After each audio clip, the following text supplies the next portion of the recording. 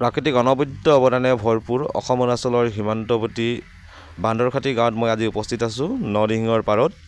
আচলতে এই গাঁৱৰ পৰ্যটকৰ প্ৰচুৰ সম্ভাৱনাই ভৰপূৰ এই গাঁওখনত আজি অম্বখন NGOয়ে নৰদিহিঙৰ যি খহনীয়া আচলতে সেই খহনীয়া ৰোধ কৰিবৰ বাবে তেওঁলোকে এক সুন্দৰ কাৰ্যসূচী হাতত লৈছে।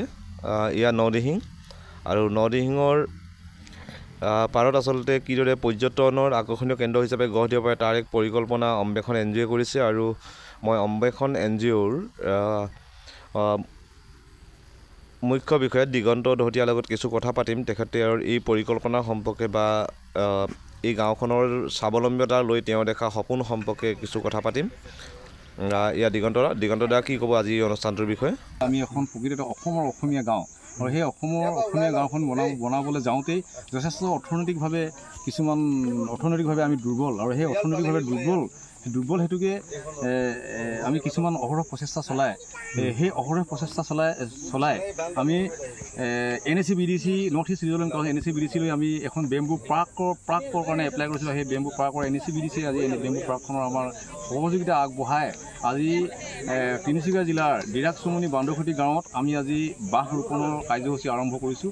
বাঁহ ৰোপণৰ কাৰ্যসূচীৰ লগতে আমাৰ গাঁওখনৰ অসমীয়া গাঁৱৰ যেনেকৈ আমি অসমীয়া এখন প্ৰকৃততে অসমীয়া মানুহ ঘৰত গ'লে অসমীয়া মানুহৰ আচাৰ ব্যৱহাৰ খোৱা বোৱাৰ ৰীতি নীতিৰ লগতে মানে হোমষ্টে দেশ বিদেশৰ পৰ্যটক অহাত থাকিব পৰাকৈ যদি হোমষ্টেৰ ব্যৱস্থা প্ৰতি ঘৰতে গৰু ম'হ হাঁহ কুকুৰা ছাগলী পালন কৰি এখন উন্নত অসমীয়া গাঁৱৰ বনাবৰ কাৰণে প্ৰচেষ্টা অব্যাহত ৰখা হৈছিল আৰু সেই অব্যাহতৰ আজি প্ৰথম খোজ আগবঢ়া হৈছে। লগতে আমাৰ এই ডিৰাকচুমনি বান্দৰখাটি গাঁৱৰ এই অঞ্চলটোতে যদি কোনোবা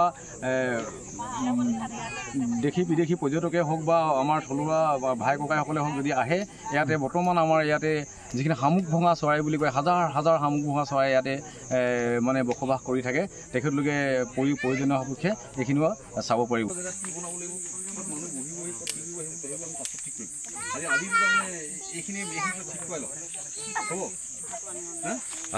বৰ্মা নমস্কাৰ।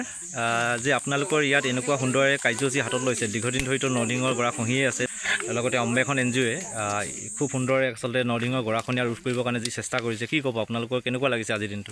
ভালে লাগিছে আজিৰ দিনটো। হয় হেৰি হ'লে হয় আমাৰ নদীখন বাঢ়ি দিলে ভালকৈ কৰি দিলে ভাল পাওঁ। নিশ্চয় লাগিছে আজি ইমান সুন্দৰ কাৰ্যসূচী হাতত লৈছে তেওঁলোকে।